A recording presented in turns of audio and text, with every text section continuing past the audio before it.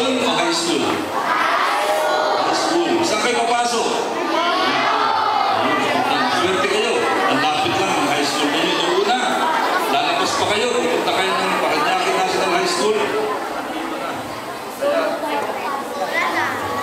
Kaya talagang dapat magpasalamat kayo sa gobyerno.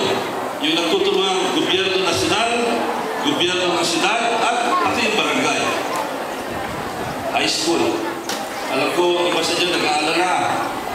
Okay kaya ang high school? Alam niyo, high school mas mahirap. Mas mahaba ang oras na pag-aaral ninyo.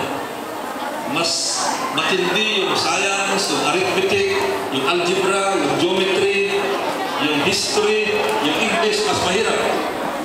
Mas mahaba ang mga homework. Pero ako'y naniniwala na dahilan magaling ang inyong administrador sa DepEd, magaling ang principal, magaling ang mga teachers. Palapakan natin yung mga teachers at sa provision. Ako'y nakatitiyak na kayo handa. Huwag kayong mag-alala, handa kayo na harapin ang hamon ng high school. At makakaasa din kayo, mga young citizens, na kami ng mga elected officials nyo, gagawin namin ang lahat na magagawa namin para matulungan kayo. Sapagkat itong elementary ay isang yugto lamang ng inyong buhay. Marami pa kayong dadaanan, pero makakaasa kayo. Nandito kami lahat para tulungan kayo, tulungan ang mga magulang ninyo para matyak na magiging maganda ang inyong kinabukasan. Yan po ang pangako ni Congressman Goles sa inyo. Yan ang pangako ng inyong mga elected officials para sa ating mga kabataan. At ito rin sasabihin ko sa inyo, alam ko na high school, alam niyo high school, ibang-iba magiging karanasan nyo yan.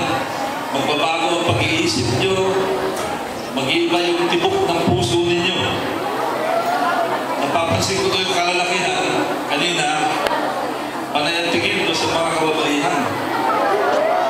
Yung mga babae naman, palihim na sumusulyak sa mga kalalakihan. Huling-huli ko kayo eh. Ang kalala na iba, hindi pa, palanting mo sa kabila. Sarili, palanting mo sa kabila. Ito naman, panay sulat ko sa babae ko sa likod. Mga kalalakihan, cute ba yung mga babae? Ayun naman, cute ba yung mga klase ng babae? Ang dali mo kayo mag-alala. Habang lumalaki kayo, magiging cute kayo.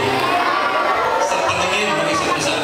At siya, magtututo kayo na magkagusto sa isa't isa bilang mga kaibigan. Sa ulitin ko, nais ko po sabihin, si Congressman Goles, kasama po ang iba pang mga elected officials ay nandito. Uulitin ko po yung aking pangako na lahat ay gagawin namin. Lahat ay gagawin ni Congressman Goles para makatulong, para gumanda ang inyong kinabukasan.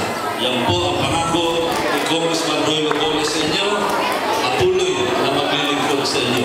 Maraming salamat po. Magandang hapon sa inyo.